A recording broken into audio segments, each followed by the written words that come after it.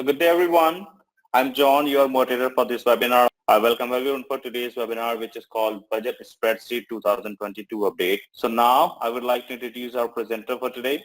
He is my favorite speaker. Before I start this meeting, I would like to tell you that he is my favorite speaker for the IT webinars, Excel's webinar. So his name is David Ringstrom. David Ringstrom, his CPA, is an author and nationally recognized instructor who teaches his course of webinar each year. So now I would like to hand over the floor back to our speaker. Over to you, David. Thank you, John. Hello, everyone. I'm David Ringstrom, a CPA in Atlanta.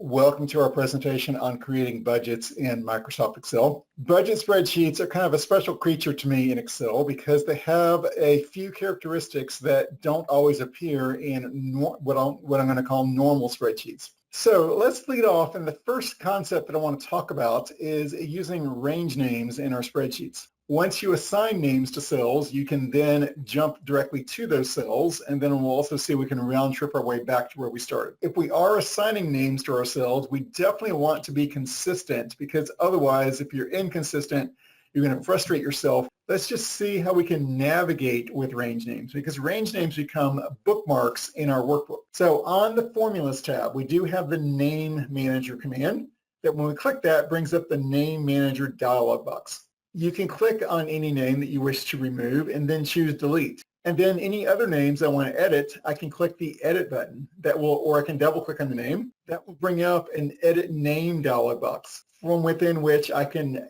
change names or correct misspellings. So there's so much functionality behind the table feature that I sometimes teach a 2-hour webinar just on everything that the table feature can do. And so we're only going to see a small part of that today, but I will click on any cell within the operating expenses section. Step 2, I'm going to go to the Insert menu. And step 3, I'm going to click on the Table command. That brings up the Create Table dialog box. And step 4, I'll click OK. Notice there's a checkbox that says My Table has headers.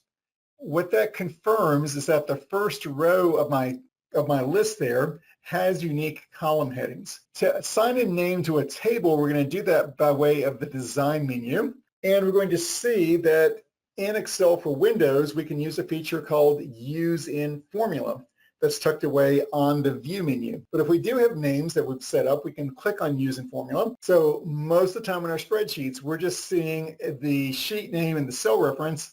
And then if we're trying to verify, we have to keep flipping back and forth to check and to make sure that things are connected together properly. When we use names, you can tell at a glance if it's connected together properly. What I want to do is I want to increment those cells. I'm going to assume that they're going to grow by 250 units per month. Go to the Formulas menu, choose Use in Formula. So not that we want to be sloppy with our budgets, but we just don't need to kill ourselves with detail. And if there's an amount that's missing, we can just simply borrow the December amount there instead. We're going to see that that's just simple arithmetic. I know what my total needs are.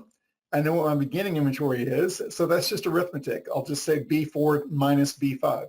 So you'll see that I have to enclose the subtraction portion in parentheses. That's because Excel calculates amounts that are inside parentheses first, followed by exponents, division, multiplication, addition, and then subtraction. So we want to be minimalist in our formulas. We want to put just as many characters as we need and no extra ones. But in this case, we very much do need the parentheses around the subtraction there. A keyboard shortcut that I can use is Control-R. So when I hold down Control-R, that takes whatever's in the first column and copies it to the right. If I have data I want to copy down, then Control-D will copy things going down the columns. Budget spreadsheets, there are often things that we do need to add up, such as salaries, where we have a list of employees, we need to add up the salaries by department. What we do not want to do ever is write formulas like this. What we want is a smarter formula where Excel is going to determine what to add up. And sumif is a function that lets us accomplish that. So sumif has 3 arguments. So required purchases in dollars, we just refer to that on the purchases. The budget sales in dollars, that's already calculated. The commissions. And so notice we're not doing any calculations on the actual budget. We're just pulling together the values. So many users take this approach that we're going to see here, where they sum exactly the rows that have numbers, so B4 and B5. So what I want to encourage you to do is only have the names typed in a single place. So vlookup is the third most frequently used function in Excel. The sum function is used most often. The average function is used second most often. So vlookup lets us look up information. So it's going to let me look up information from my table here. We can copy that down, copy it across, and that will look up our values there.